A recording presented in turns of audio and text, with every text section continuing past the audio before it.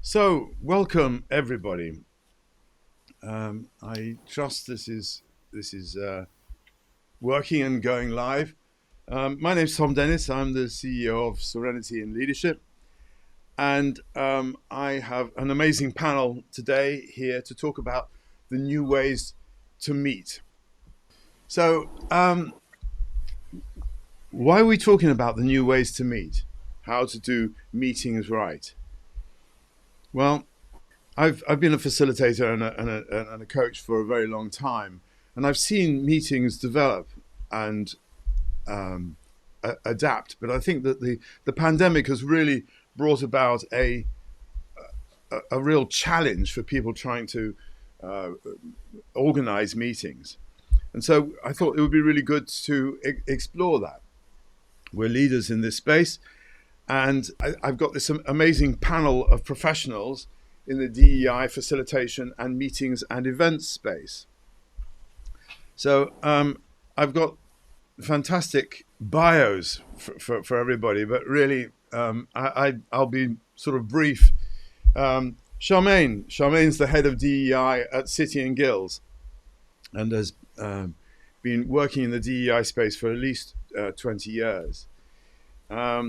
Louise is the visionary behind the Home Worker Annual, which is a magazine and a platform dedicated to supporting individuals working from home.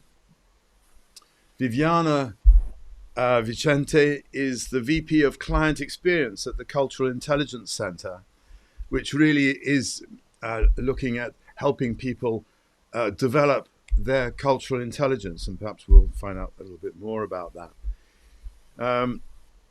And Tania is you host amazing retreats around the world, and you've been doing it a long time, creating epiphanies. I love that. So, to everybody, welcome, welcome, welcome. What I'd invite each of you to do, if you would, is just in a sentence or so. What is your view on meetings, and what is your sense about how they're developing, and what the fundamental challenges are? You may need a bit more than a sentence, but Viviana, would you like to start? Sure, I can start. Well, many views on meetings, but I believe that most people would have an expectation, even though we can um, predict that different expectations will come from different attendees. But I think most people value their time, and what they expect is that coming out of a meeting, they will not have the feeling that their time has been wasted, or that they could have spent that time doing something else, something of more value. So I think that this could be a framework for all of us, either planning or attending or contributing to meetings, could come in with. Am I wasting my time, or am I wasting anybody's time? I think that would be the worst outcome to any meeting. And if we work from that idea, we can make meetings more enjoyable, productive, meaningful. So Fantastic. that was the one sentence. Thank you, Louise. Yeah, hi. I think sort of talking from perhaps the remote working perspective and the fact that a lot of our meetings are now done remotely or in a hybrid sense, there seems to be, and I'm getting this from businesses that I speak to individuals that I speak with, this sense that we're sort of having too many meetings. It's become almost the default way now of getting work done, particularly if we're remote and not seeing people in person. It's let's have a meeting. So I feel that perhaps we're looking at, as Viviana said, making sure those meetings are really purposeful and there's a real intention behind them, but also that we are challenging the meeting perhaps a bit more. Does it need to be a meeting? Does everybody who's attending need to be there? And I think that's a big question to be asking at the moment as well. Thank you. Tania? I do think the economics of a meeting are very important, but the premise of a meeting is actually an exchange, a dialogue, a place where we come together to co-create, to actually merge different ideas. And that's what I don't see happening very often. I think what people are really craving is a sense of connection. I think the reason the number of meetings are through the roof is that we don't have another way of coming together in a heartfelt space to be humans and to exchange. And so when we think about the purposefulness of meetings, I would also want to include outcomes like building trust, building connection, building knowledge and care for one another, which is hard to orchestrate in this somewhat more artificial kind of context. Yeah, thank you. Charmaine? Yeah, I'm having connection issues. I keep dropping in and out, so apologies in advance. But yeah, I hope you can hear me. And just to echo what everybody else has said, really, around the purpose and the value that everyone gets out of a meeting and the different needs that individuals come to those meetings with. So a lot of the clients that I tend to work with and organisations, it's focused on how do we meet the needs of everybody in that space, and then connected back to the purpose of the meeting. What outcomes, does everybody know why they're there? And then that need for connection. Right, thank you. Hopefully you can hear me also, Charmaine. You're coming over fine at the moment. So while we've got you, in case we lose you, I wondered, what are some of the challenges organizations encounter when they don't consider diversity or different cultural frames of reference when conceiving meetings and events? And I think there's the practical aspects of it in terms of how you structure the meeting set up, whether it's face-to-face and remote, and how accessible those can be. But I think the challenges that organisations face really is about how you get everybody to contribute, people understanding why they're there, what the ask is of them, and what you want them to contribute. And we're all very different, and we learn in different ways and contribute in different ways. So it's about looking at different methods of allowing people to contribute in those spaces. And the challenges are that we tend to go for that one size fits all generically, and expect certain types of behaviours, such as everybody feeling comfortable to raise their hand in a meeting or speak up. But different people respond in different ways.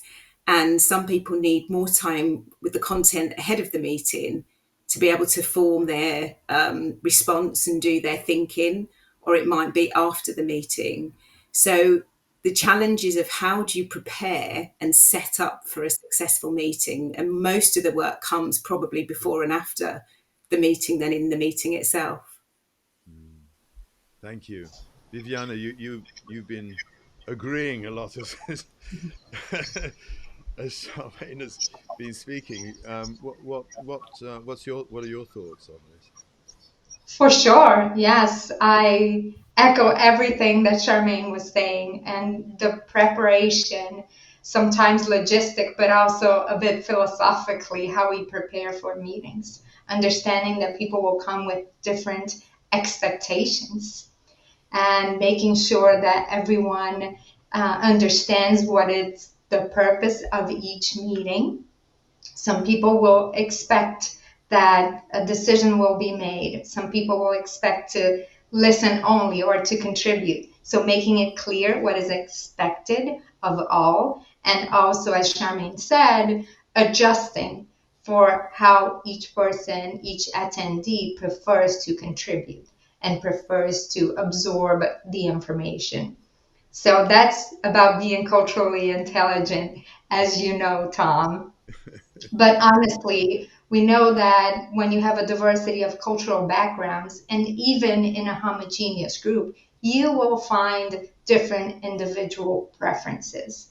in terms of how people communicate, how they want to learn information, if they are more visual, if they're auditory learners, how they prefer to receive information and also to express their information. So, speaking of a few cultural preferences or individual preferences that may come from a cultural background, people who are more individualistic will feel more comfortable expressing their ideas and their opinions. And those on a collectivistic side might wait to hear the opinion of others. And that might be misinterpreted. People may think that don't have an opinion of their own, and they do. They just want to understand or be respectful in their mind. That's about being respectful in hearing what others have to say before they then express their opinion.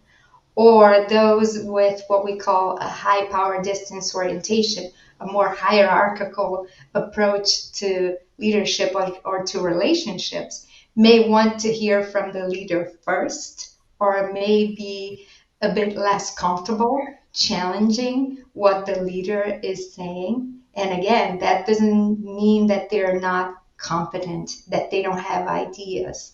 But to them, it may be more comfortable to share a disagreement or a different opinion in a different forum.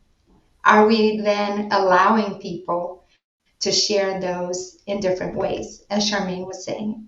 Maybe after the meeting, maybe in writing, maybe in private. So accounting for those different preferences and making sure every preference is included and you're being inclusive is also very important.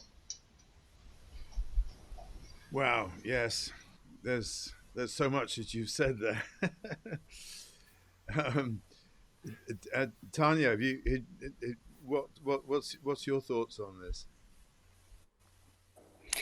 I think as I'm reflecting on the meetings that I run, which are often in a retreat setting, so multi day meetings or workshops, or meetings for large groups, a little known fact is that my measure for planning is always 2.5 times the amount of time set aside for the meeting.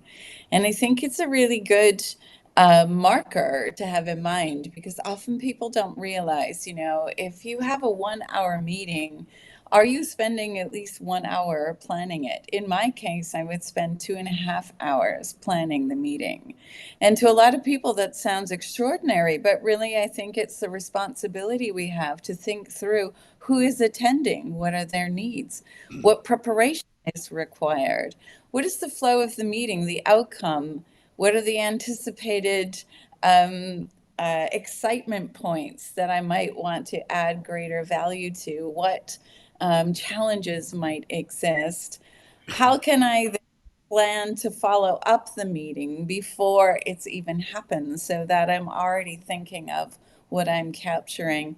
And what is the clear moment I know when to close the meeting? And all of those things take a lot of thoughtfulness. I think the reason there are so many meetings and they take so long and they seem very repetitive is we have this very lazy tendency to just show up and assume that if we all get in the room and start talking, we'll get to where we're going. But that would kind of be like us, all just getting in a bus, and then once we're in the bus saying, so, like, who's going to drive and where are we going? And does someone have a map? And, that's going to be a really long journey.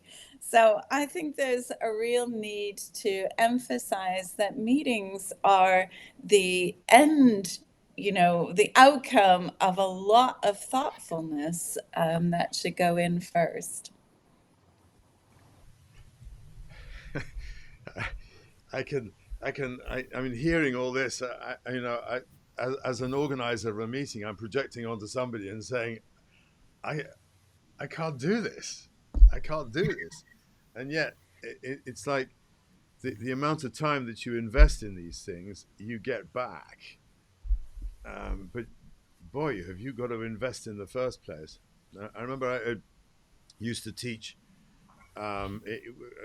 We had a program that was called the Frontline Manager, and one of the sessions was about how to run a meeting.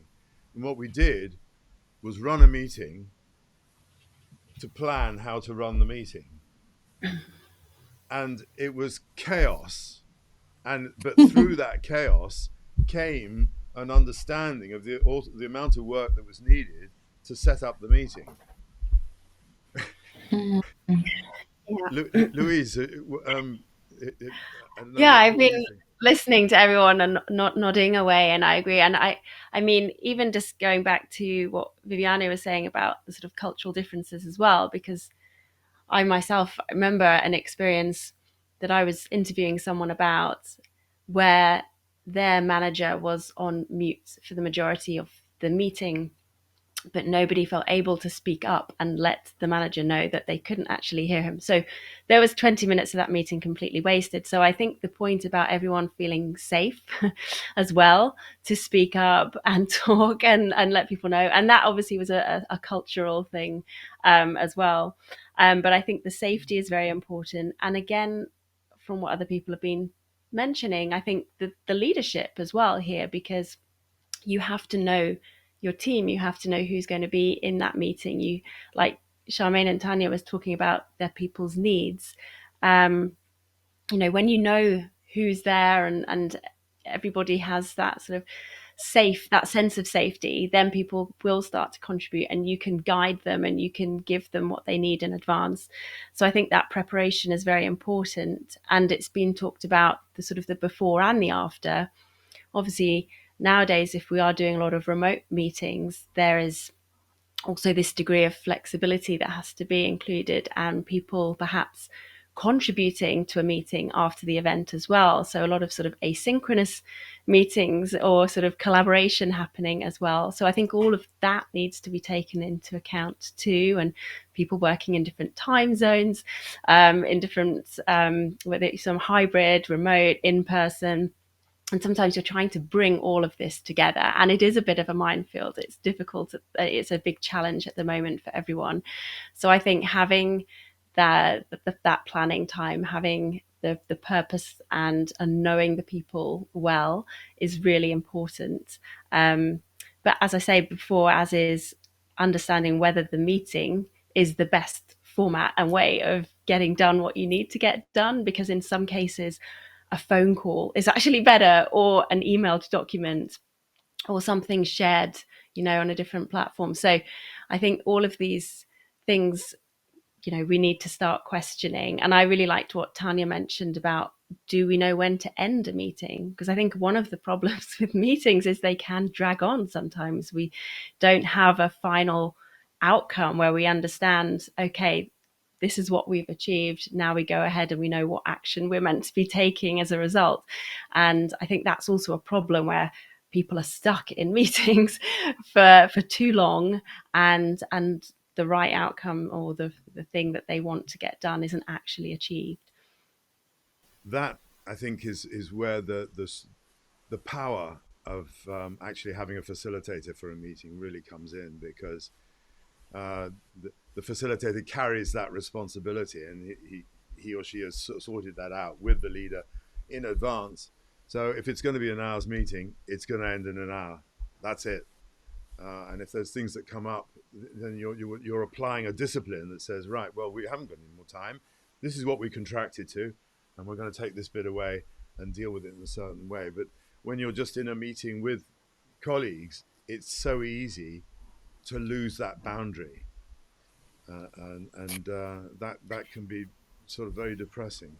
Yeah. I mean, just one point on that as well, because, and I think Tania has referred to it a bit, but the importance of also this connection, because I think it is important. And again, I'm talking here probably through the lens of people doing remote meetings a lot, is that we lose sometimes that element of being together, of feeling connected. So I think sometimes we have to look at, when we're structuring a meeting, are we also including time or having a meeting that's specifically for just some social interaction, some connection? What questions are we asking to start people off, or at the end of the process? Because we do sometimes need short, efficient, effective meetings. At the same time, we need to be able to facilitate a degree of connection, getting to know each other, because obviously that builds trust and therefore safety. So it all kind of leads into one another. But I think there's a balance between having something that's very efficient and outcome focused, which is important, and also having a chance for people to connect and get to know each other and perhaps talk about the non-work stuff as well at times. Yeah. Tania, did you want to add something? It looked as if you were. Yeah, I just wanted to say I also find it fascinating that many of us have become trapped in this notion that if we meet, we're meeting for 60 minutes. It seems to be the norm. And it's sort of, we've become conditioned that a conversation needs to take 60 minutes. And I really push against that one with my clients. You know, if you know the point at which, if this meeting has an outcome of an agreement on a decision, as soon as we agree, the meeting is over. It doesn't matter if there are 20 minutes left. It's like, thank you, goodbye. There's 20 minutes, back to you. And I think it's really important to challenge the clock, and it's not the clock that should determine what we're doing. The tip that I give most of my clients as well is to never book a 60-minute meeting, to restrict the calendar to book only a 50-minute meeting, so that you always at least have a 10-minute interstitial in between each meeting to do the very necessary note taking and biology needs and everything else. And so, yeah, just it's important to look at these mechanisms around us and challenge those. Yes, such wise words.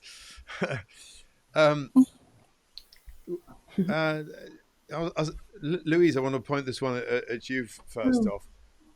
What are the key challenges people who primarily work from home are encountering, and how much pressure are they experiencing to return to the office to meet in person? If I touch on the pressure point, first of all, I think that is very dependent on the organization that they work. That some places are pushing for people to get back and do everything in person. Others are happier for people to be coming in remote. So I think that's so dependent on the organization, the type of work that you're doing, and the team, and perhaps even the specific project that you might be working on at that time. But in terms of challenges, I think we've sort of referred to it a little bit, but one of them is this sense that we're having meetings all the time. I know anecdotally, and I also know, again, I was chatting with a business not long ago, doing some work with them. They were just effectively in back-to-back meetings. So no one, and because it's that way that everyone feels they have to do work, because if they're working from home, that's how they get to see people and that's how they're going to chat.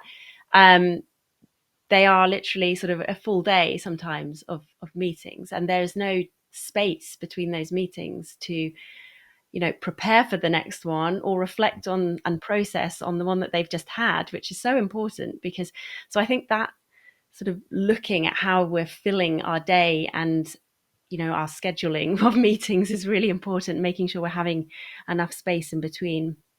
I think the other thing to mention, and it touches a little bit on the sort of inclusivity side, is you have some people working at home with all the tech, the fancy cameras and the brilliant microphones, and you have other people perhaps in a sort of a dark room in not a brilliant space. And I think that can become a problem, because if you're not as visible and not as audible, and you're not going to come across as well, people are not going to engage as well. And we need to look very carefully at sort of parity of voice, I think, as well, particularly in a hybrid setting where some people are dialing in, some people are in person. Is everybody getting the same? I'll use a phrase that I heard from somebody when I was interviewing them on sort of similar topic, but pixel equity, which I think is quite a funny one. But yes, it's about people getting the sort of equal opportunity to speak and have their voice heard. And again, whether they're in person or whether they're dialing in remotely, is everybody getting the same opportunity. And yeah, so I think those are some of the sort of perhaps the big challenges that I see, but particularly this time for pause and reflection, which not everybody is getting enough of. Charmaine, what's your take on this? Yeah, I think very, very similar, really. And I noticed that, perhaps just coming out of the pandemic, I'd attend some meetings and the majority of people would have their cameras off. And just to that point of connection, if you feel like you're speaking to yourself or that everybody's got their camera switched on, it's even more of a gap and a distance. So how do you encourage that? Because I think you're right, there is that connection when you're working remotely. Being able to see somebody is part of that connection. So I think that's really, really important to have that. And I think the back into the office remote versus in person, I think the in person has got to have much more pull to people than perhaps it did pre-pandemic days. So back to the purpose of the meeting, what's in it for me, getting some energy around that connection and building a bit of social element into it where you probably wouldn't have done in the past. And I think that's also important because people have got comfortable with, as long as the technology works, doing remote meetings. So I think that it's almost having to make more effort in the in-person meeting for everybody and really taking that sort of inclusive approach so everybody's involved in that. I think the airtime bit is really important, that the louder voices are the ones that sort of tend to speak up, and that can push people into the background, so the hierarchy. And I think the culture of the organisation really shows up in the quality of the meetings as well. Thank you. Viviane. Yes, I think most of the challenges have been listed already, but I see that many people who work remotely may see themselves at a disadvantage because they're not part of the impromptu conversations, Yes. the water cooler conversations. They're not inserted in that office climate that impacts things, impacts relationships, and the way we build connections. As Louise said, we build trust. And so when you are together, and if it's a hybrid model and people have at least a chance to get together once in a while, that can be partially remedied, that people have an opportunity to bond over coffee, over a meal, and get exposed to real nuances of human behavior that really help build trust, build those connections, that reveal a lot about people's approach to life, to relationships, to work, and the way of getting things done, the way of making decisions, the way of interacting as a team. So I would say, especially when we talk about intact teams, I think it's very important that organizations create those opportunities. And in terms of meetings, when it is really necessary to have a hybrid meeting, that you build that time for the social connection. And I've been in those. I work remotely most of the time, and I've been in those. We tend not to prefer hybrid meetings, but sometimes it is necessary. We all know that. That allows for more people to participate. It allows for more accessibility, for cost savings in terms of travel. But when we do have to use that model, a hybrid model, we have to build in that time for social connection. We have to build in opportunities. And if those who are in person are getting together for, say, a coffee break or a meal and enjoying a meal together, maybe even sending a goodie bag to those who are participating remotely so that they feel appreciated and they also have that time, something that can bond them even from a distance. Such lovely ideas. Yeah. I was part of a very nice remote meeting once. There were quite a few of us. People were all sent a little box in advance so that when everyone came onto the meeting, we all had a drink. It was this, I think we could have chosen like a couple of drinks and we all had something to eat, but there was a sense already then of this common ground and something shared and that connection. So I think those sorts of ideas are really good if you're having to do that, you know, particularly if it's a special occasion or an event. Tania, is there anything you want to add to all of that? I think it's all about, how can I make each person feel included and anticipating what would be an impediment to them being able to show up, whether that has to do with, where they are in the organization or the opinions that they represent, or where where they are physically in regards to the meeting. It's that thoughtfulness that should, I think, influence how you facilitate any meeting and going forward. And I think that's what everybody is speaking here to today. Yes. So, what opportunities are missed if organizations don't embrace or encourage in-person meetings? Maybe that's quite controversial, I don't know. Who would like to pick that up? I'm happy to start, as I'm a big, much of my work is about creating in-person experiences. And I don't know that they should be the only experiences we have, but I do see that when people are showing up on retreat, they are showing up, dehydrated for human contact, for that real sense of resonance that happens between us as our brains coalesce and come into frequency sharing, as our systems align to one another. We are mammals with an ability to actually create very strong energetic network. And it's something that we don't realize we miss until we get together. And I had a recent beautiful experience with a very resistant 300 person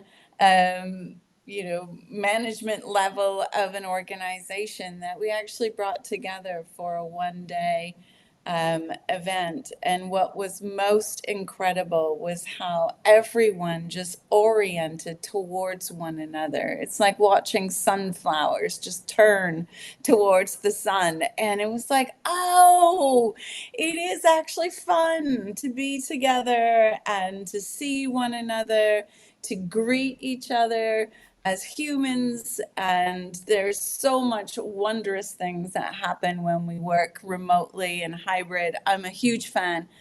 And there is something special when we get together in person.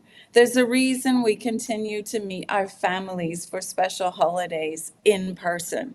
If it was the same to do it in a remote setting, we'd have gravitated to that. We haven't. Yeah, I could add something around what we miss when we're in person. And I should clarify, obviously I work for the homework and I talk about working from home and remotely a lot, but that doesn't mean that I believe everything we do should be done remotely. So I think the other point is around communication as well, because obviously when we're in person, and when we're communicating, we communicate in so many ways. Obviously, what we're speaking with, but we know about body language. There are micro expressions and things that we sometimes miss. They don't always translate well across a screen. So I think there's that sort of thing as well. So depending on the nature of the conversation that you're having, sometimes it might be better, particularly if you want to get a real grasp and understanding of the person or the people that you're speaking with, or this, you need a sort of a good deal of empathy. Sometimes those situations are perhaps done better in person. And as I say, if you are going to be doing it remotely, the cameras on situation, I think that's an area that people need to understand, that the connection and the trust is built when the camera's on. And the only point I want to mention on that quickly is just, I know that there are some companies who go, cameras on all the time, it's exhausting. We're looking at ourselves a lot, we're looking at other people, that there's a fatigue that comes as a result of that. So I think sometimes it's worth going, maybe you have one day a week where you can have cameras off, or one day a week where there's no meetings, or there's an understanding of when people might feel uncomfortable to have their camera on for a variety of reasons. But yeah, the connection is important. So the question around what we miss, my point on that really was around the communication and some of the things that aren't translated as well when we're doing it remotely. I agree with Louise. I think that this frame here, where we are today, it reveals only so much about each of us and how we prefer to interact and how we're most comfortable and most effective. So again, it's necessary, but we miss something when we never meet in person. And being in person allows for, again, those surprising, maybe those unexpected acts, words that in the screen where we meet when we're doing this so remotely is a bit more contained, and it needs to be contained. Now, speaking from a facilitator's perspective, I'm a very expressive person, but if I facilitate a whole session doing all the hand gestures that I usually do when I'm in person, it's going to be distracting from the content that I'm trying to impart. It's going to be, if I do this all the time, it's going to be too much across the screen. In person, if I'm in a real classroom, it's not that distracting. It actually helps draw attention to the points that I need to draw attention to. So what we do is it needs to be a bit more contained. So it's not all that we are, even at work. It can't be. And so I think that we do need to preserve some opportunities to meet in person. Charmaine. But yeah, I was just going to say, actually, all of those things. I think the point around cameras on all the time, it can be really exhausting, and for certain, individuals, it's really difficult. So sometimes it's just putting the camera on to say hi, and then letting you know that they're going to kind of turn their camera off. So I think it's very much about the context and the situation, and really knowing individuals and planning around that. Really knowing your audience. I think also, creating a safe space where it gives us permission to test and trial things. So the meeting doesn't have to be perfect, but to review and reflect and get feedback on, did that work for you? How did it go? What could we do differently next time? Giving ourselves permission to test and trial things out, and then get feedback and suggestions, because we're kind of all developing in this space, really. So I think those are the things that are really kind of key to moving that forward. So it's not ever going to be one size fits all. It's about getting that balance for everyone, the audience, and what will work for them. It's an interesting point, this about should the cameras be on or not. And I remember before the pandemic working in a bank, and they were reducing their office space. So the only option was to have hot desking, and for a lot of the people to be working from home a lot of the time. And there was a huge resistance from sort of middle management, who all of a sudden found that they didn't have that control, that sense of being in control of the people that they were managing, because they were going to be at home and they couldn't be sort of supervised. And there was this enormous lack of trust. Like, well, if they're going to be working from home, they're going to be out to the dentist, they're going to be walking their dog, they're going to be caring for the baby, they're not going to be doing any work. And I think the pandemic enabled a lot of people to see that this can actually work quite well. But I do sense quite often when people switch their cameras off, for a lot of people, the response is, what are they doing? Are they doing their own emails? How present are they? So it's a real sort of balancing thing, and it becomes a factor of trust, I think, sometimes, to for people to feel okay about having the cameras off sometimes, because, as you say, it can be very tiring and so on, but at the same time, to still remain present. And actually, I found myself that when, for some reason, I've switched the camera, I tend to always keep my camera on, but if I switch it off, there's a little bit of a naughty boy that comes in and says, well, they can't see me now, so what can I do? You have to be careful, though. Don't know if you remember some of the horror stories that came out during lockdown, some of the moments that got caught on camera accidentally because people thought the cameras were off and they weren't. But I mean, I talk about the presenting on camera and also performing, but coming across on camera quite a lot as part of my work, because actually my background was in broadcasting before going into more of the magazines. But the thing around trust is really important. So yes, the camera's on, and it's interesting here that none of us here have a blurred background or a green screen. I see that a lot. Absolutely nothing wrong with that in my view, and there are reasons that people will have those, but just to come under the trust point of view, it can sometimes almost feel the same as if you've got your camera off, because people can be a bit more interested in where are you, what are you hiding, what's behind that background, and that can almost be as distracting as someone who's over gesticulating, like Viviane was saying, because people concentrate on that, what they can't see.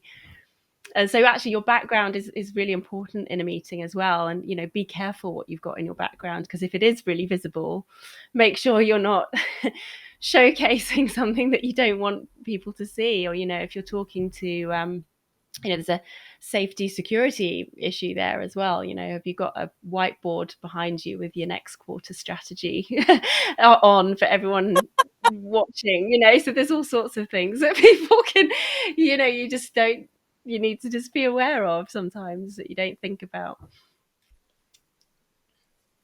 If I may add, and this is such an important point, I was going to comment also, along with the confidentiality, privacy, right? So it's your own privacy if you're working from your own home, but even if you're not, if you're joining a meeting from an office, are you protecting the privacy of others? If you have someone sitting next to you, someone who may walk by, I think it's everyone's duty to protect someone's privacy if they're in the same space, in the same physical space. So I think that all of us need to pay attention to that. And also the privacy of those who are in the meeting. If someone can overhear what's going on in the meeting, someone who is sitting next to you, you're not protecting the privacy of meeting attendees. So I think we should all share that responsibility as well. Charmaine? Yeah, no, totally agree with that. And that's the sort of challenge of, being in an office space and working at home. And a lot of the clients that I work with are neurodiverse.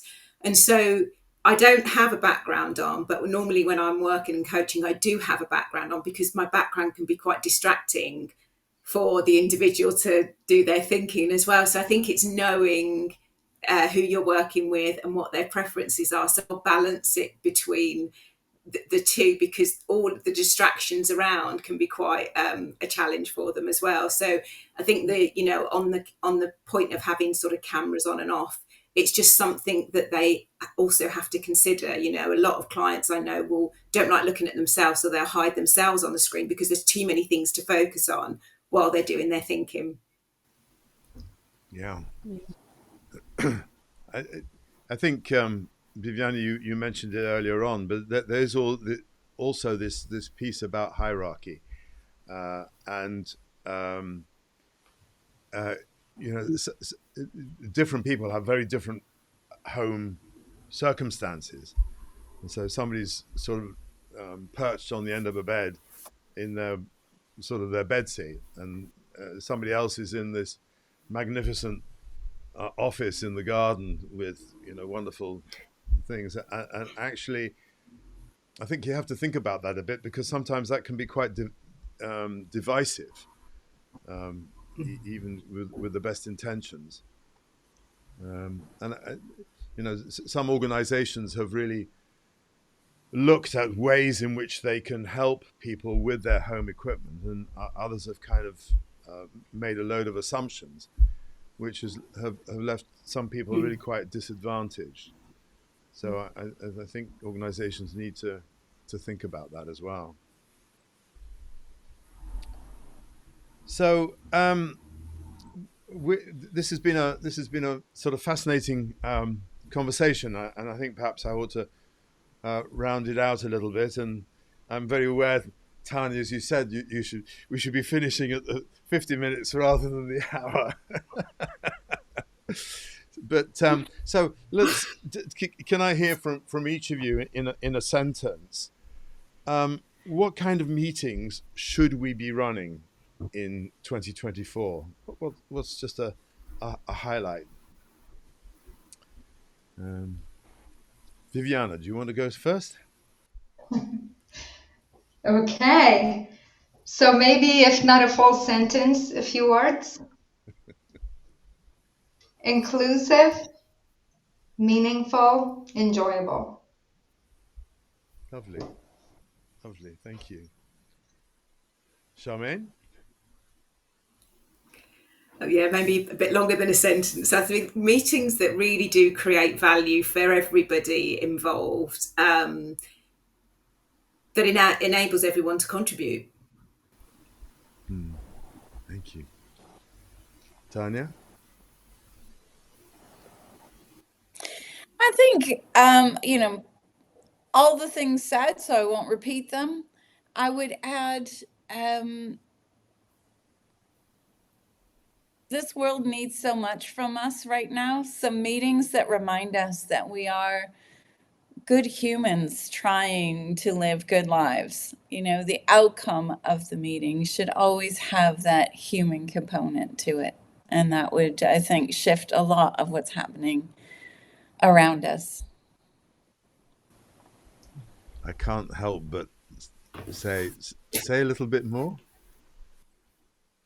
I think sometimes we forget that at the end of the day, we're humans. We are most attracted to the moment when we can sit down at a cafe table and just strike up a conversation. And I have the sense that if I were to run into any of you at a little cafe, we would chat for a good hour and a half about everything and nothing. And really the outcome of that moment as we left one another is just to say, wow, aren't humans wonderful? Aren't people great? Aren't stories incredible? Aren't we able just to connect something magical in a moment? And I think we, in all of our great desire to work well and to structure meetings, we sometimes forget that, we're creatures that just want to bond. So I think meetings in 2024 need us to bond. And if we do that, we won't tolerate the intolerable choices that are being made in some parts of the world right now, and for some communities and for some people. Thank you.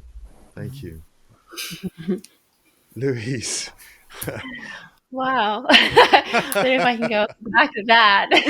It's a lovely sentiment. I wish meetings all were like that.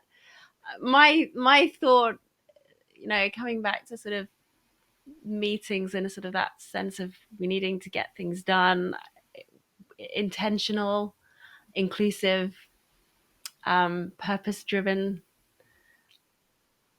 I suppose outcome focused, and I guess as short as possible. Yes. So I'd really like to thank you all for coming. Tania, you're in Mexico. It's very early in the morning for you, and I really appreciate your joining and bringing your wisdom and experience. Louise, right up there in the smallest county in the country, in Rutland. It was such a pleasure to meet you and to see that you created this thing called the Home Worker, and how much interest there was. My goodness, when I saw you in that. Viviane, you're in Madrid, and I so really um, respect the work that you're doing around cultural intelligence and spreading the word that there is this thing called CQ, and that because we're in such um, a a melting pot of bringing people together from different parts of the world and different social backgrounds and different everything, having cultural intelligence really can help people join more effectively and more happily, and I guess more respectfully. And Charmaine at City and Guilds, the only person in London out of this wonderful group, working in the DEI space for such a long time, and bringing about such important conversations around people of difference, and really holding that space so beautifully. So thank you. Um, so if for those of you who are viewing, we will end a couple of minutes early. I'm very chastened by Tania. But if your organization finds itself in a position where you want to change, then Serenity and Leadership, that's what we do. We help organizations change their cultures. And if you have a meeting and you need a facilitator, then we'd love to help you with that, because it really does bring a very positive slant to it. So give us a call. Look us up on LinkedIn or on the website serenityandleadership.com.